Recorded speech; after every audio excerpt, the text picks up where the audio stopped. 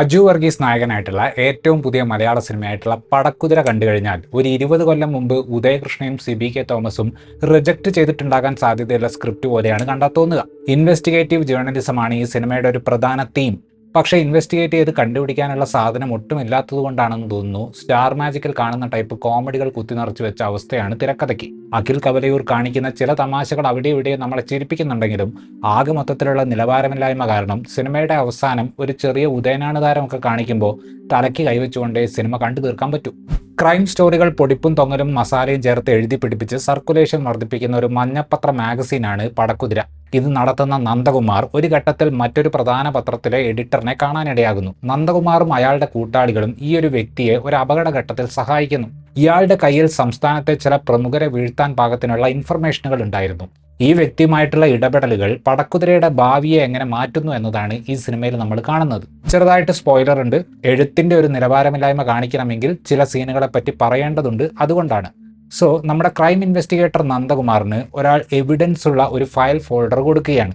എന്താണ് ആ എവിഡൻസ് എന്ന് ചോദിക്കാതെ, എന്താണ് എവിഡൻസ് എന്ന് ആ ഫയൽ ഫോൾഡർ തുറന്നു നോക്കാതെ നന്ദകുമാർ നേരെ ഒരു ചാനൽ ചർച്ചയ്ക്ക് തന്റെ കയ്യിൽ തെളിവുണ്ടെന്നും പറഞ്ഞ് കയറിപ്പോവുകയാണ്. ഇന്റർവെൽ പഞ്ചിന് വേണ്ടി ഇങ്ങനെ ഓരോന്ന് എഴുതി പിടിപ്പിച്ച സിനിമയെയാണ് അജു വർഗീസ് ഒരു ഇന്റർവ്യൂവിൽ ഓഡിയൻസിന്റെ ഇന്റലിജൻസിനെ പരിഹസിക്കാത്ത സിനിമയാണ് ഇത് എന്ന് പറഞ്ഞത്. പിന്നെ ആകപ്പാട് 2 മണിക്കൂറുള്ള സിനിമയുടെ മുക്കാഭാഗവും അനാവശ്യ കോമഡികൾ കുത്തിനിറച്ചിട്ടുള്ള ഈ സിനിമയുടെ അണിയറ പ്രവർത്തകർക്ക് സിനിമയുടെ ജോണർ ഏതാണ് എന്ന് മറന്നുപോകുന്നതിൽ വലിയ തെറ്റ് പറയാൻ പറ്റില്ല.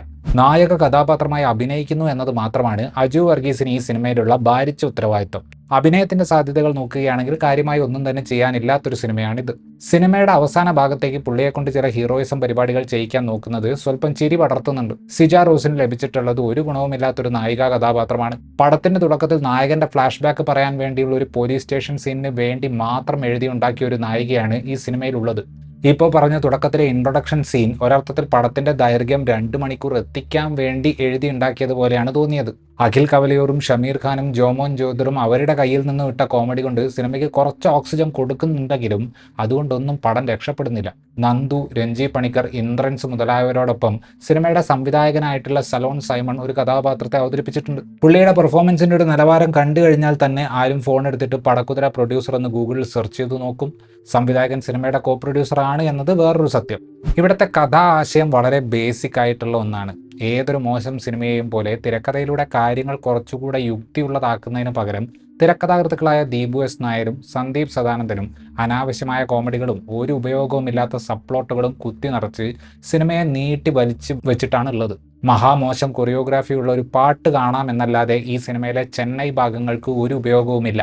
ഒരു നല്ല തിരക്കഥയിൽ അനാവശ്യമായ എടുത്ത് വെട്ടിക്കളയാൻ പറ്റുന്ന സീനുകൾ നന്നേ കുറവായിരിക്കും. എന്നാൽ പടക്കുതിരയിൽ വെട്ടിക്കളഞ്ഞാൽ ഒരു പ്രശ്നവും സംഭവിക്കാത്ത ഇഷ്ടം പോലെ സീനുകളുണ്ട്. സിനിമാറ്റോഗ്രാഫിക്കും വലിയ നിലവാരമൊന്നും ഉണ്ടായിരുന്നില്ല. ഫോട്ടോഗ്രാഫർ അരുൺ പുനലൂർ ഉണ്ടായിരുന്ന ഒരു സീനിൽ ഫോക്കസ് കംപ്ലീറ്റ് ഔട്ടായിരുന്നു. നല്ലൊരു സിനിമയാക്കാനുള്ള പൊട്ടൻഷ്യൽ ഉണ്ടായിരുന്ന ഒരു കഥയായിരുന്നു എന്ന് പോലും പറയാൻ പറ്റാത്ത തരം ക്ലീഷേ ഐറ്റമാണ് പടക്കുതിര. വളരെ ഔട്ട്ഡേറ്റഡ് ആയിട്ടുള്ള ഒരു തീമും പ്രെഡിക്റ്റബിൾ ആയിട്ടുള്ള ട്വിസ്റ്റുകളും ഒരാവശ്യവുമില്ലാത്ത കുറേ സബ്പ്ലോട്ടുകളുമുള്ള പടമാണിത്. 2 മണിക്കൂർ ദൈർഘ്യമുള്ള ഒരു സാധാരണ സിനിമയുടെ ഫോർമാറ്റ് കിട്ടാൻ വേണ്ടി പല ഡയറക്ഷനിലേക്ക് ലക്ഷ്യബോധമില്ലാതെ പോകുന്ന ഈ സിനിമ ഒരു ഘട്ടത്തിലും എക്സൈറ്റിംഗ് ആയിട്ട് തോന്നിയില്ല. ഈ ചൂടുകാലത്ത് മണിക്കൂറിന് 100 രൂപ വെച്ച് AC കൊള്ളാൻ താല്പര്യമുണ്ടെങ്കിൽ ഈ 2 മണിക്കൂർ സിനിമ കാണാൻ നിങ്ങൾക്ക് ടിക്കറ്റ് എടുക്കാവുന്നതാണ്. ഇത്രയുമായിരുന്നു ഈ സിനിമയെക്കുറിച്ചിട്ടുള്ള എൻ്റെ റിവ്യൂ. വീഡിയോ ഇഷ്ടപ്പെട്ടാൽ ലൈക്ക് ചെയ്യുമെന്നും കൂടുതൽ വീഡിയോകൾക്ക് വേണ്ടി ചാനൽ സബ്സ്ക്രൈബ് ചെയ്യുമെന്നും പ്രതീക്ഷിക്കുന്നു. താങ്ക്